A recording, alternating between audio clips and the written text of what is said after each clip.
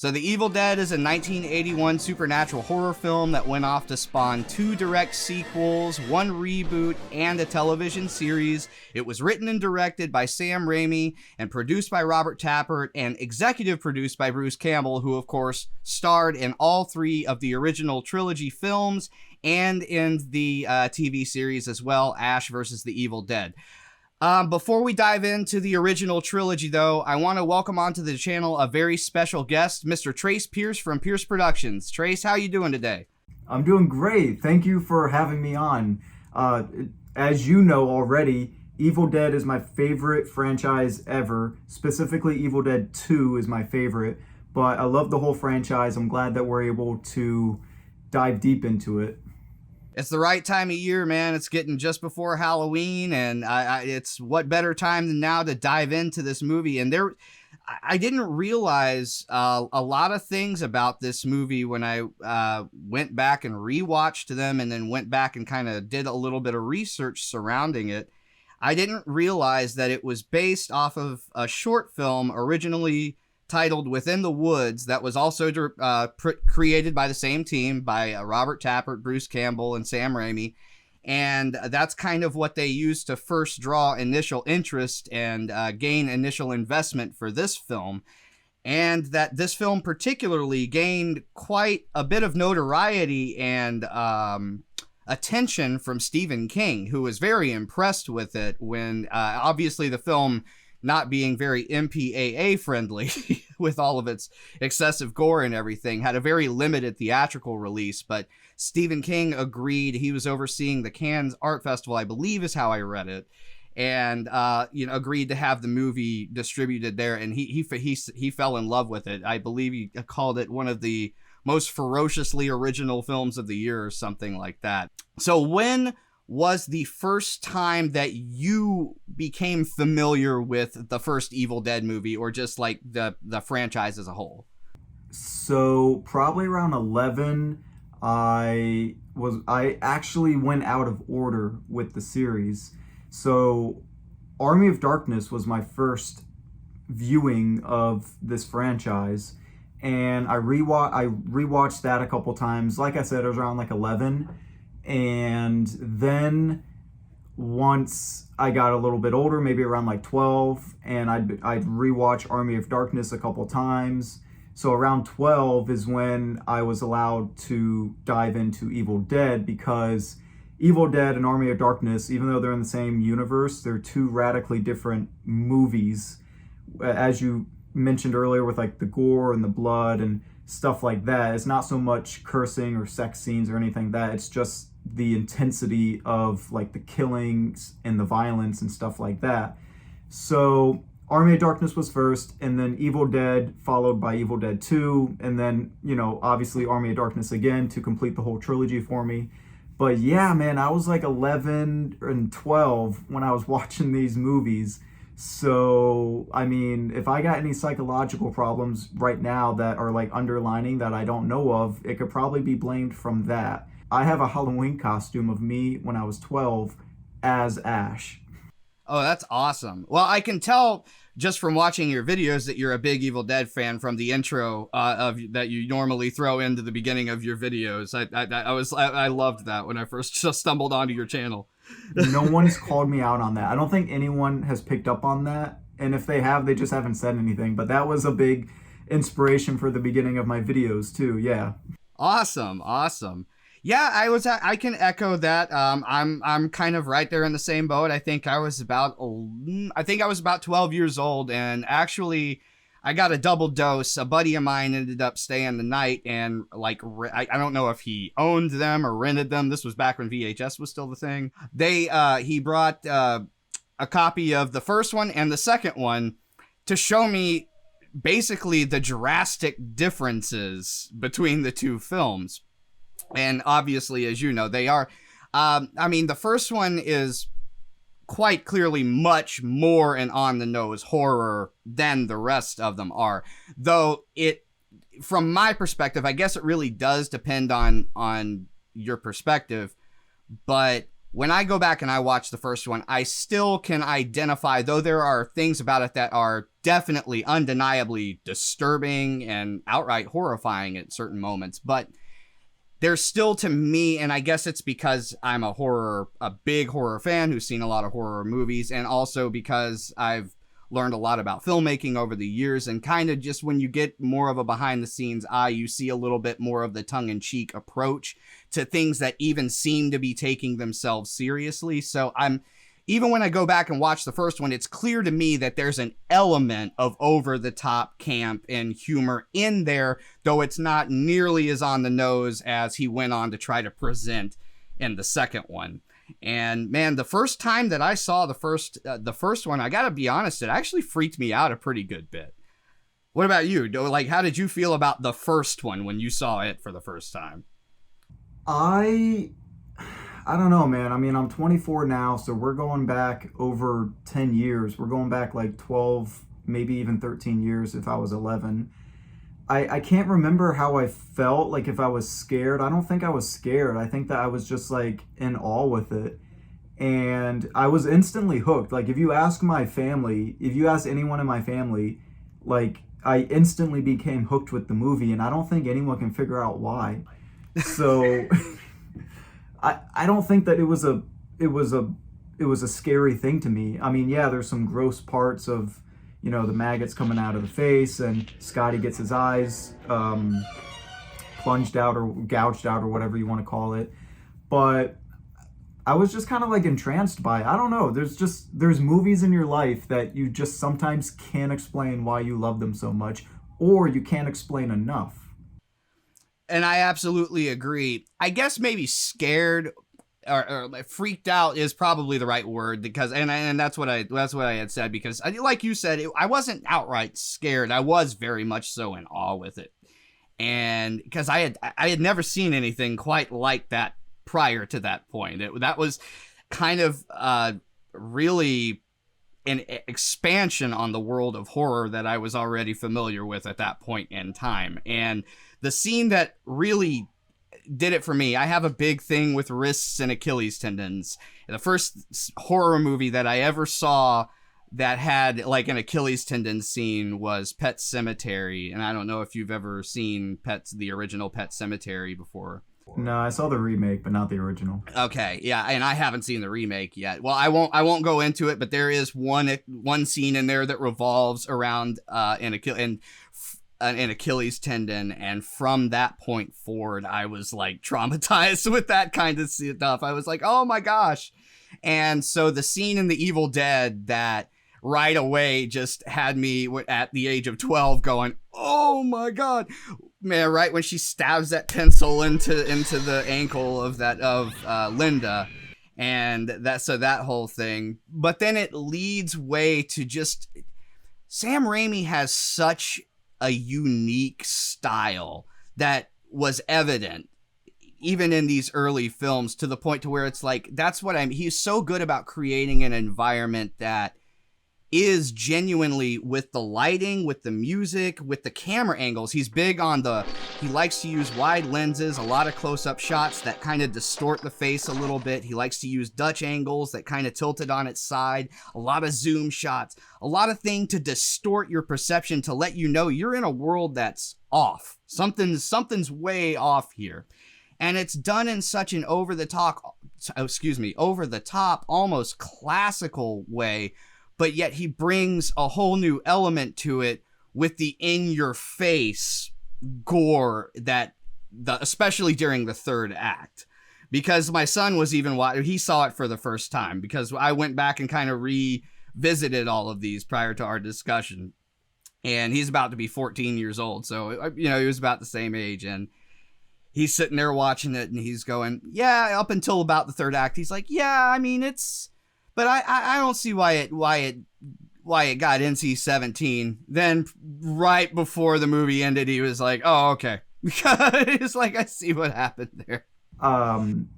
Did you skip past the rape scene? Did he understand what was going on? Because for me, when, like I said, I was 11, 12, honestly, I think one of the reasons I was allowed to rewatch it so many times at that young of an age is because it went over my head. I didn't understand that the tree was raping her. And I'm being honest about that. I didn't understand that I was watching a girl being raped by trees and stuff. And I think that because of that like little bit of innocence, my mom and stepdad like were okay with me watching it, because they were like, okay, well, he doesn't really understand what's actually happening in this part. But I remember I was camping, and my friend, he was older than me, so I was like 12, he was 14, almost 15, and I showed him The Evil Dead while we were camping for the first time because I wanted him to see it too. And when that scene came on, I remember very vividly, he looked at my mom, and his jaw was like, what are we watching? And he was like, Trace, do you know what they're doing? And my mom like stopped him, and she was like, no, like, just, you don't have to say it, it's fine. And then we just continued watching.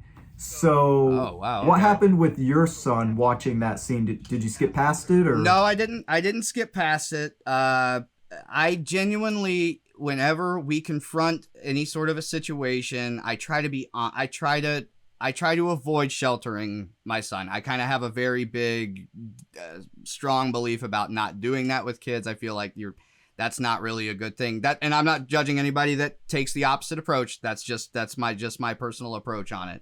So no, when it came up, I didn't really say anything. I mean, we've raised him. We've had many, many talks with him. So it was no surprise to me that he picked up on it. He picked up on what was happening when the tree was attacking her, before it even got to the real quick shot where it very blatantly is like, yep, this is what's happening. And it's just a real quick passing shot, but it's enough to implant itself in your brain for, you know, a lifetime, really. But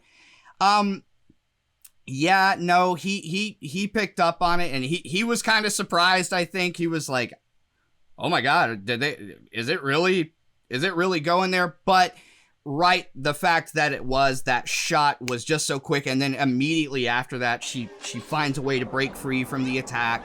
She runs back to the house. And so it's not something that they spent an overly long amount of time making you suffer through and feel sick to your stomach about.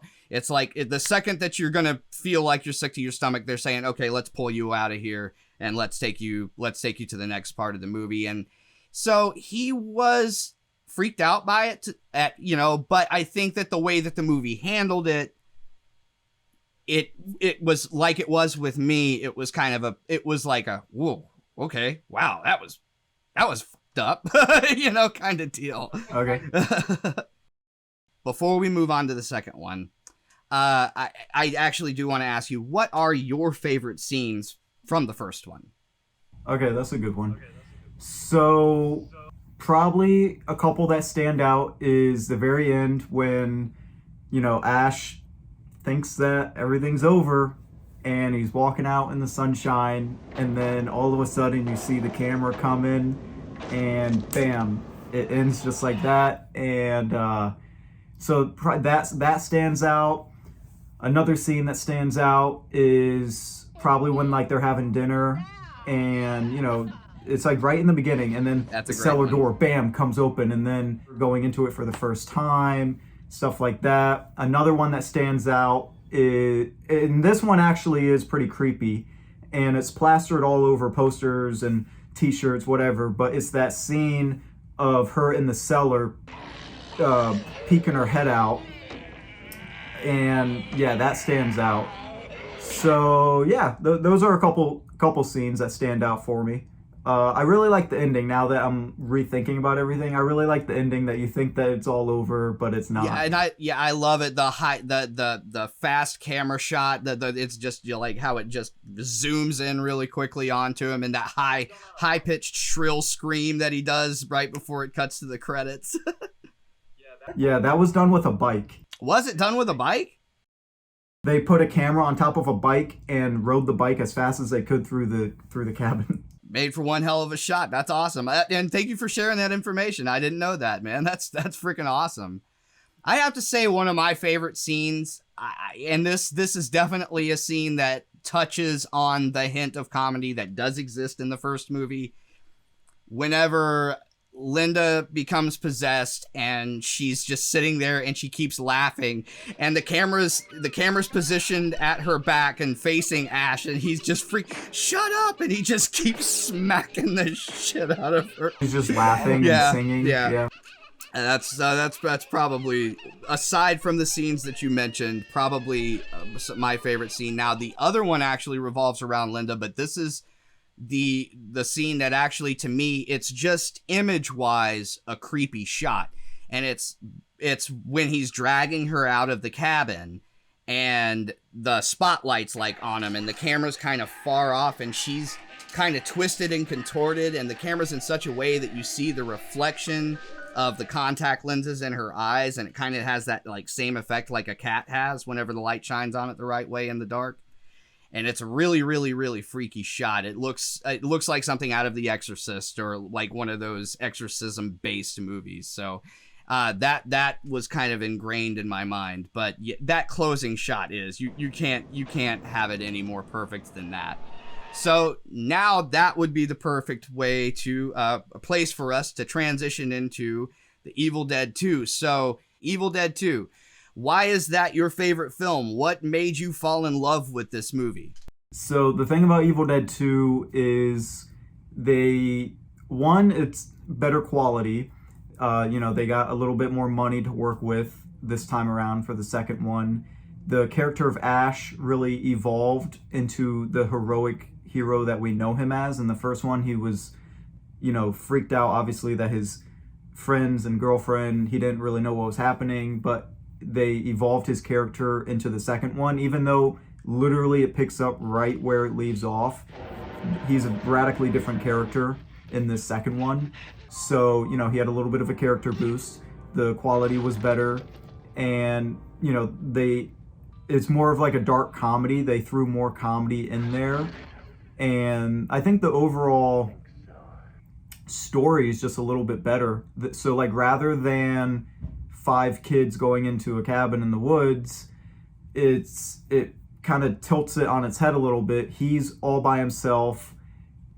All his friends are already dead. It picks up with that. And then you have these, 4 strangers, Bobby Joe, I forget the hillbilly's name, and then the couple that they're supposed to meet their parents there. So you got these 4 strangers, no one knows each other. They come to the cabin and they meet Ash, where there's blood all over the place. He's got a chainsaw for an arm, his hand's cut off, and they have no explanation of where the parents are. So now you have all these characters thrown in the mix, and you got a character trying to explain to these people what is going on and why everyone's dead, blah, blah, blah, whatever. And it's just an overall better story than just 5 friends going into the woods and reading from a book. Yeah, it is much more fleshed out. I definitely have to agree with that. And I think there's a little bit more to be said with the production value and the humor elements that are involved in it. It definitely boosts the overall, like, entertainment value. And I think helps to accompany Sam Raimi's style, all those technical aspects that I mentioned earlier of the filmmaking. Those are things that really help to make it feel like he's coming more and more into his own. And actually, kind of on that front, because again, going back and researching a little bit about this one, things that I didn't know. So the original film was released in 1981. This one was released in 1987, which was when I was born. And that's 6 years after. And I guess what ended up happening is the Evil Dead originally, obviously, based on the way that it ended, was supposed to be a one and done kind of thing originally. That was the original concept. They said, okay, we're going to do that and we're going to move on to something else.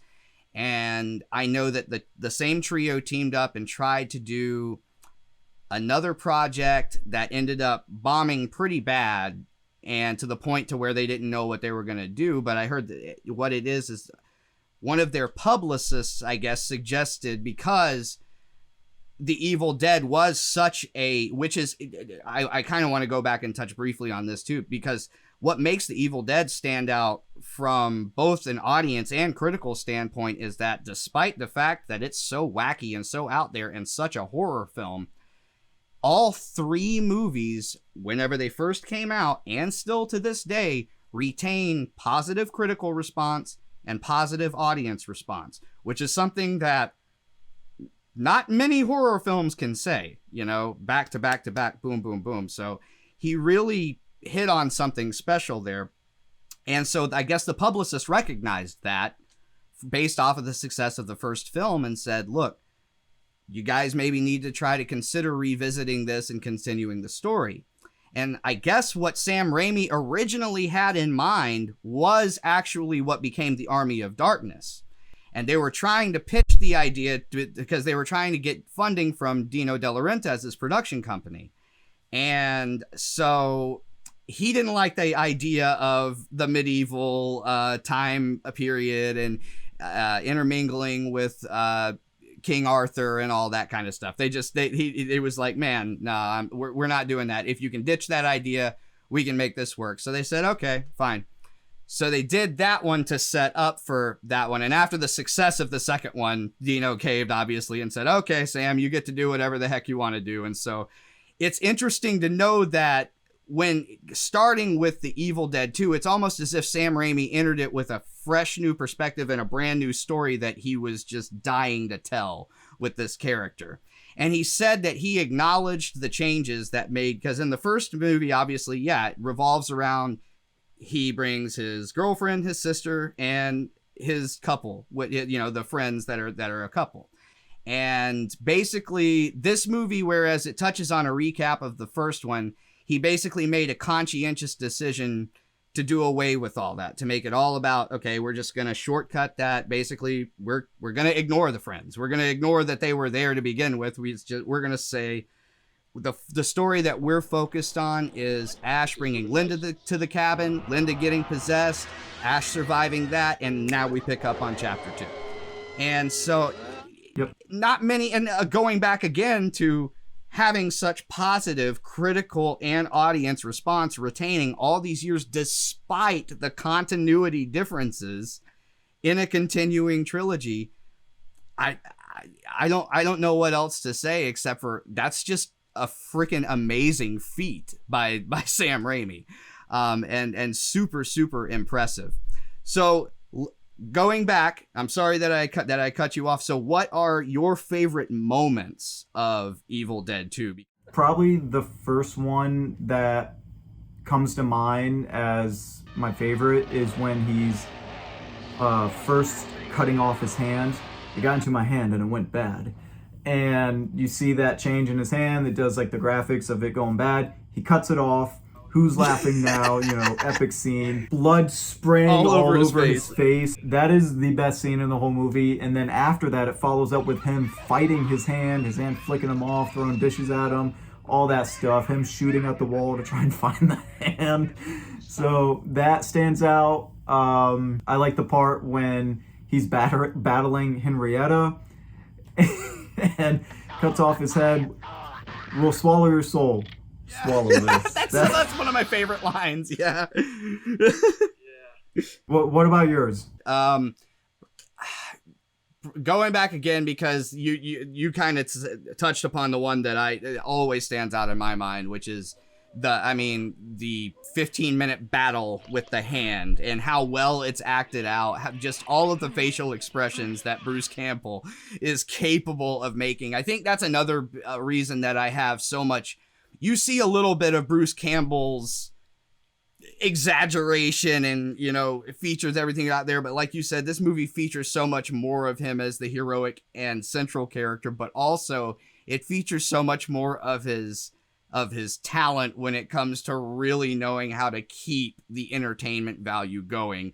Like, he knows how to go all in. If Sam is saying, okay, we're going to make this campy, Bruce says, oh, we're going to make it super campy. And like, I mean, from the opening shot on, that's actually one of my very favorite scenes, where it picks up right from the end shot of the first one, and then it shows the shot of him being flung in the woods and he's being spun and all that kind of stuff, and then he lands face down in the water, and then he pulls up and you can see that they're trying to possess him, but then the sunlight comes out and does all that. But and makes the whatever it is go away for the moment. And as it's all fading away, and he does that cross-eyed glare as he's falling and goes, ah! Like, that's just, like, that's what I mean. Like, right away, you can tell, like, wow, this is going to be a totally different experience than the original movie. And so that's definitely one of them. The opening scene, and the hand battle. The other scene that's standing out to my mind for some reason is when, and I can't remember the guy's name, but whenever the kind of hillbilly-ish fella, Bobby Joe is missing, and he's freaking out, you know, and he's losing his cool, and they keep telling him shut up, and he's like, you know, Bobby Joe, and he's like, you're gonna get us killed. What I like about what that scene did, different than what most other horror movies would do, is if you have a character like that and you're going, oh my god, this character just needs to die. They're the one that's drawing all the attention. They're the one being the most, like, it's like, dude, I know you're upset, but you're not using your brain. You're making really dumb decisions right now, and it's kind of annoying. You know, we're kind of hoping the movie takes care of this problem. And normally a horror movie is going to take a character like that, set him up like that, and immediately something's going to happen to where the killer takes care of that. And this movie kind of sets you up to think that that's what's about to happen. And then the camera slightly pans over, and then totally unexpected, it's not him that's possessed. It's not the character that's in frame that's possessed. But then all of a sudden, Ash pops back into frame, and he's friggin' possessed. And so it kind of does that, like, it really, really nicely kind of pulls that rug under the audience's feet and says, haha, you weren't expecting this, were you? And I don't know. Also, past that, my favorite scene actually does have to be due to the practical effects, the animatronic, everything that's used in that final scene, the battle, where the tree hands got him wrapped around it, and he's battling that big monster that's come through the wall of the house and everything like that right before the movie ends, and you think once again everything's cool before the movie throws you into the setup for the third film. But yeah, man, I mean, it's just a wild ride that, again, it firmly sets in what would become Sam Raimi's style. Like, I think that Evil Dead 2 was when basically he had it set in his mind, okay, this is the kind of director I am. This is the kind of take I want to have with the majority of my films, which is fun, over the top, yet a little bit creepy, a little bit zany, but also because what he does in all three films, despite how crazy and zany, there are still those moments where he adds a little bit of genuine character and heart, like relatability. And so he just has such a weird formula that works. It brilliantly works somehow, at least especially within the context of these movies. That's really what I meant. He tried to go on and do that same formula, and depending on who you ask, sometimes it works, sometimes it doesn't. But I think within the context of this trilogy, it's basically very widely agreed upon that these were his masterpieces. Yeah.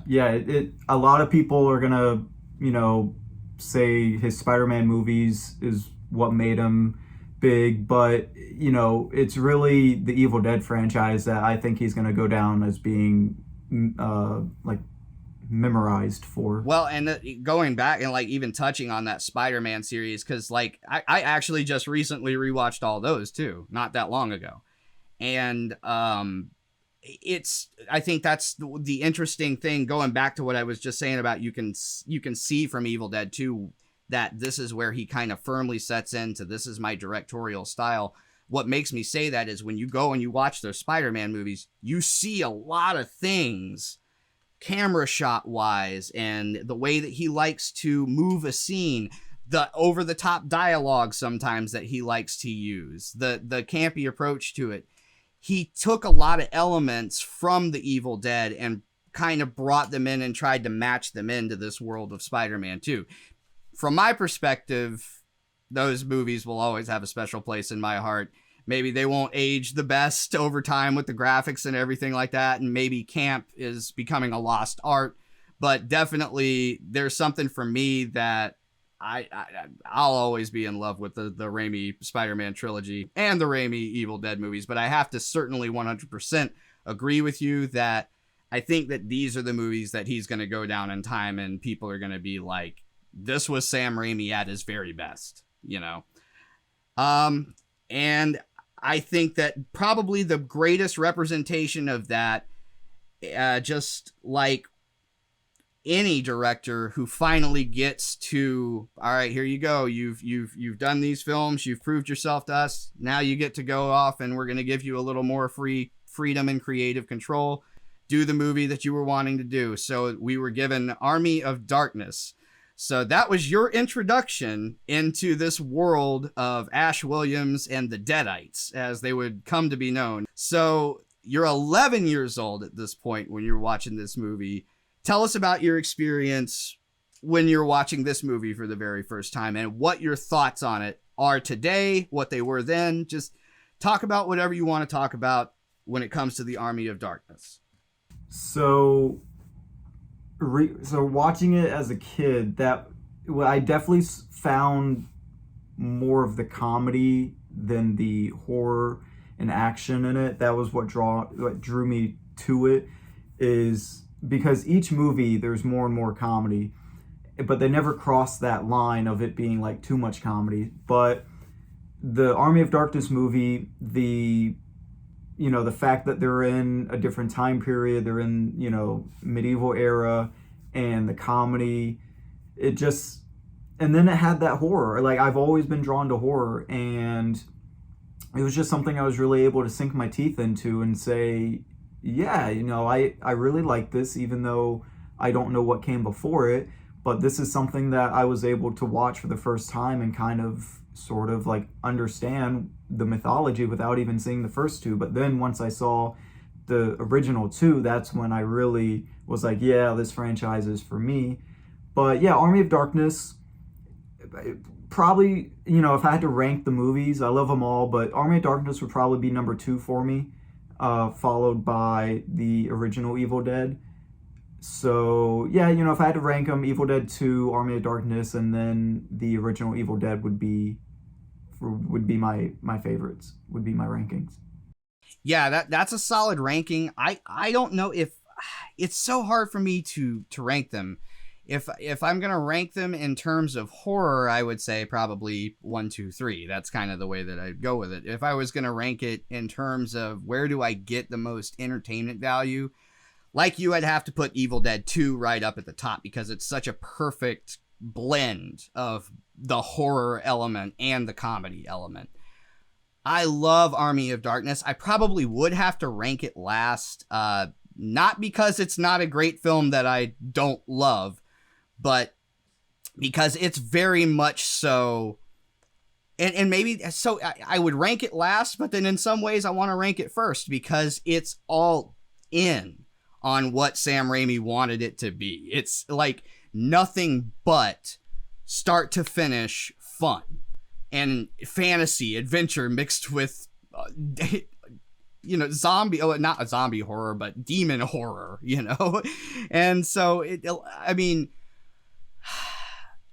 I think that each time I go back and watch these movies, I just have to say that I love them all, and that I can't really put one over the other than to say that definitively Evil Dead 2 just checks all the boxes. So what are the moments that stand out to you as memorable from Army of Darkness? So when you asked me for the first Evil Dead, I figured that you would also continue that. So I had my brain thinking about which scenes came first in my head, and 2 straight away came right into my head. The first one of him being in that cellar when he gets captured with Henry the Red's men, and he's fighting the Deadite, and he comes up after the battle. This is my boomstick. Such shop smart, shop S smart. S smart, yes. You got that? So that, and then also another one is it's kind of a callback to their first two movies, because every time one of the Deadites pretends to be dead, someone reaches for them and they attack them, and that happens in this one. And you're thinking, if you've seen all the movies, you're thinking, oh, come on, they're faking it. And they even show the Deadite grinning and like growling, like, oh yeah, I'm gonna attack you. He grabs his hand. He grabs his hand. He says, hurry, get an axe. Yep. Hurry, get an axe. That is a fantastic line. Yeah, because he already fell for it a couple times before. So he learned his lesson and he helped save someone else. And hurry, get an axe. Yo, she bitch, let's go, as he's loading the shotgun. I love that scene. That's a brilliant one. Another one is 3 books. Nobody said there was going to be 3 books. And then he's opening up the books and all this weird stuff is happening. He's flying away, he gets sucked in and his jaw, disforms and stuff like that. He has to shake it back. And then he's like, oh yeah, the lines. I don't even want to continue. It was definitely the N-word. Yeah. Kind of like he's mumbling the word, he's looking around and he coughs. Okay. All right, I guess I'm going to take the book now. Did you say the words correctly? Yeah, I said your damn words, yeah. I didn't maybe say every single syllable, but basically, yeah, I said them. Yeah, well, basically, yeah, I said it basically. Oh, so funny. I think I love it right before he gets to the Necronomicon and Evil is chasing him through the woods and the Three Stooges thing, is that what you're talking about? Yes, where they go through the whole bit where he splits apart into good Ash and bad Ash, and then there's that scene where they do the little mini Ashes and the Gulliver's Travel scene, like where they've got him tied down. Evil Ash. Hell yeah. One of the best makeup jobs of that time period. One of the best prosthetic and like just not like necessarily like, oh, most realistic, but one of the most creative, most cool looking monsters was Evil Ash, man. Yeah, and then when he defeats Evil Ash and he's burying him, hey, you got something on your face. He throws the dirt on him. And then Evil Ash is like, we're gonna come and get you, blah blah blah blah blah, and Ash says, good, bad, I'm the guy with the gun. I'm the guy with the gun, that's right, yeah. Man, I think that's probably, that's where, if I'm You're thinking... a goody two-shoe. Yeah, you're a goody two-shoe. He's sitting there trying to mock the shit out of him. Yeah. Oh my god. Well, and I love the way that the movie closes. After they get him home, they do that whole thing and to where they finally get him back home. And he's at S Smart and he's telling the story. He's like, I thought about staying, thought about being their king, yada yada. And there's Ted Raimi sitting there looking at him like, yeah, okay, wonderful. And then of course the Evil shows back up for that awesome end sequence where there's all the flips and she bounces off of the trampoline and does flips in the air and he's pumping the shotgun and riding on the cart. Give me some sugar, baby. Oh man, like and then that kind of leads into like what 25 years later, the TV show, how it's like modern and so that kind of leads into that and stuff like that. And then we don't have time to talk about the TV show. That could be a whole nother video, but then he's still working at S Smart. When he's in the TV show, he's still working there. Exactly. And see, I didn't get to finish the series, but I did like get through the whole first season whenever it first came out. And even though it's been quite a while since I've sat down and watched it, I remembered after watching Army of Darkness, I was like, oh yeah, this is right where I was like, this is actually where Ash versus the Evil Dead picks back up. He's still working in S-Mart. He's still the salesman.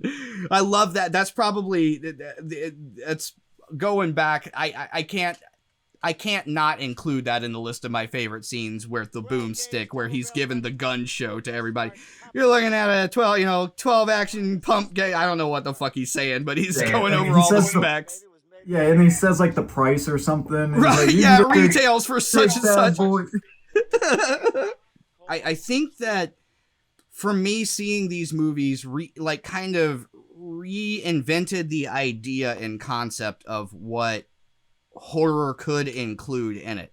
I think for me, this is the movie that opened up to me and said that, dude, there is a spectrum that is meant to be just silly and goofy and fun, gross and scary, but like, think about the emotions you're supposed to go through even as an adult, going through the coolest haunted house in the world. You know, somebody jumps out at you, boo, scares you, you know, you got blood everywhere, whatever, and you get the crap scared out of you. But then what happens? You laugh really hard because why? You know it's not real. So that's the whole joke. And I think that these are the films that made me appreciate campy horror and actually almost develop a thirst for them. Like, after seeing this, it was like, man, I want to see more movies like this. Like, I wonder if there are any more wacky and weird movies like this.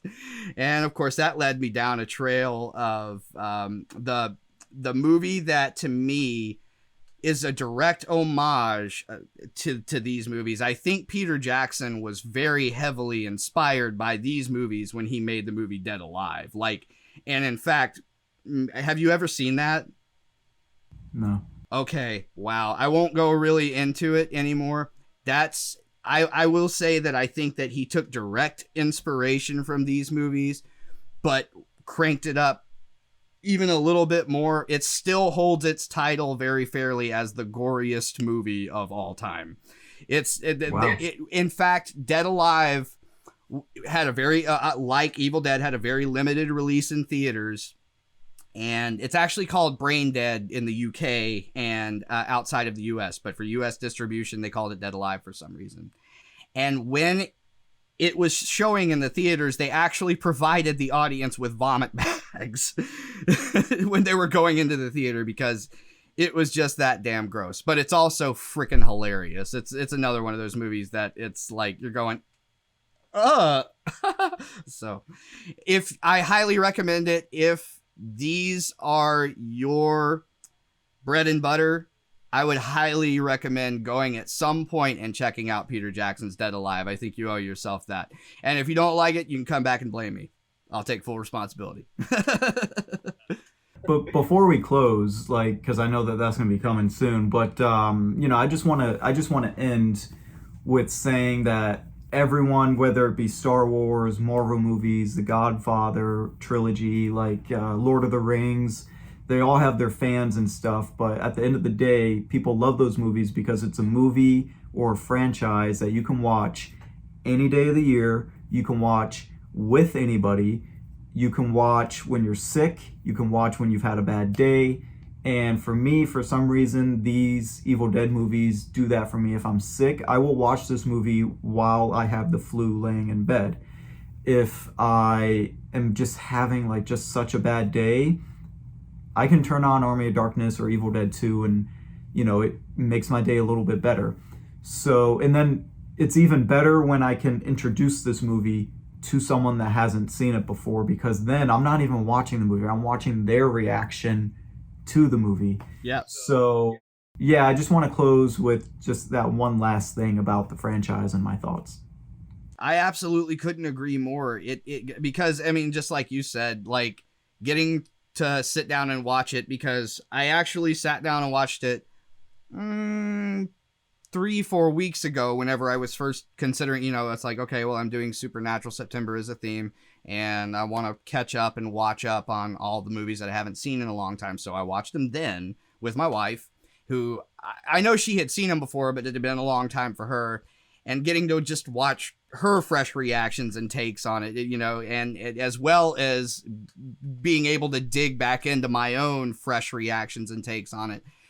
That's I agree that those movies, as the whole trilogy, has that charm value to it, to where I think that's just it. Like, above all, I have fun with it, and it gives you that feeling. That's, I think, the uplifting thing about it, is that it just brings you joy, because even though it's like terrible and horrible things, it's so over the top that you just look at it and you go, and Ash is such that he's that character. When you get lines like, give me sugar baby after, there's been a massacre of 15 people plus. You're just like, okay, man.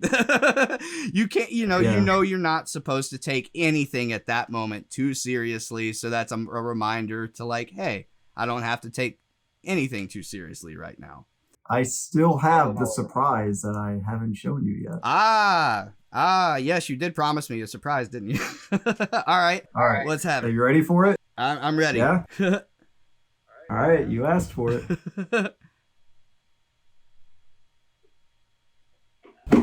Oh, hell yeah, man. Where'd you get that? I made it. Oh, you made that? 12. Yeah. That's fucking awesome, dude. Remember I said when I was 12 I went as Ash for Halloween? Yeah, okay, so that was part of the costume. Well, yeah, it has to be.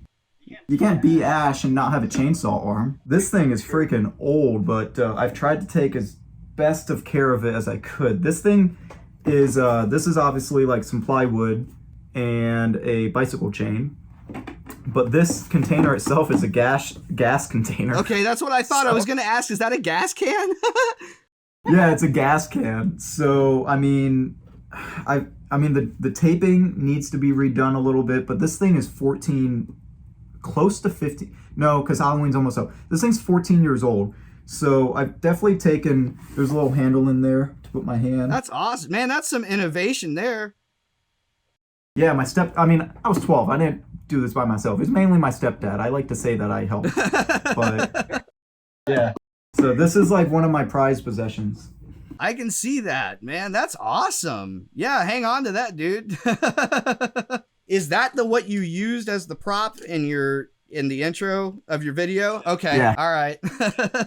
And then I had a spray bottle, and the person that was holding the camera, I said, all right, I'm going to count to 3. We only got one shot to do this, because once you get the blood on me, like, it ruins the shot. Right, it's over. So I was like, 1, 2, 3. And I started screaming, like, because that's what happens in the movie. He was just, ah. So he started spraying it all in my eye and stuff, and I was like, ah. But yeah, I had one take to do that, because then I had, like, blood stains on me. Yeah, it's kind of hard. That's one conversation that I was having with somebody else, too. That's a lot of things that people don't realize about those kind of effects. Even the simplest, most practical of effects, it's like, but it's a time issue a lot of the times as to why they don't get used anymore. Because, like you said, you get one take, and if you need to do a retake for any reason, you're talking about... You got to get cleaned up. It's going to take a while. You got to get different clothes. It's a process, man, for sure. But man, you definitely have my commendation, because I love that clip that was one of the things when I first stumbled onto your channel, and I was just like, oh no, he didn't. I was like, okay, all right, I'm here, I'm subbed, I'm subscribed.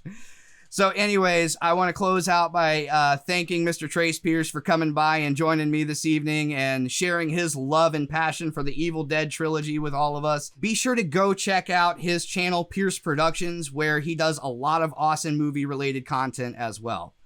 So Trace, have a good evening, man. I want to say thank you once again for joining me.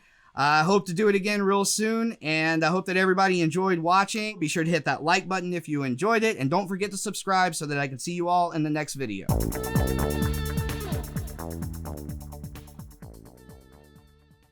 Today's video has been brought to you by the 3 DOS Ghosts Gaming and Entertainment Organization.